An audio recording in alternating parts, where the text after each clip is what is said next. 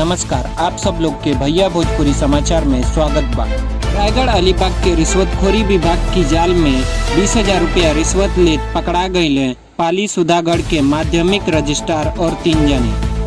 खबरी के मुताबिक शिकायत करे वाला के अपन बेटा के नाम पर पाली में नया फ्लैट के रजिस्ट्रेशन करावे की खातिर मोहम्मद गुलाम रब्बानी, इदरिस आसी शेख और राजेश सरदारमल राठौड़, जितेंद्र पुरुषोत्तम बाइकर की खातिर शिकायत करे वाला से 24,000 रुपया के रिश्वत के मांग कैले रहने, लेकिन अंत में 20,000 रुपया में समझौता हो गई रहे और ई रिश्वत के पैसा राजेश राठौड़ ले ले।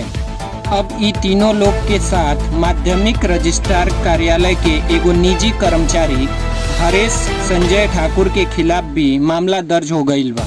ई रिश्वत पकड़े की खातिर पुलिस अधीक्षक ABC थाने परिक्षेत्र पंजाब राव उगले जी, अपर पुलिस अधीक्षक ABC थाने के परिक्षेत्र मुकुंद हटोट जी की मार्गदर्शन में ई जाल पुलिस उप निरीक्षक अलीबाग रायगढ़ के सुषमा सोनावने, पुलिस निरीक्षक रणजीत गलांडे, हवलदार विश्वास गंभीर, दीपक मोरे, महेश पाटिल और विशाल सिड़के मिल के ई जाल बिछौले रहने, तब जाके कामयाबी मिलल।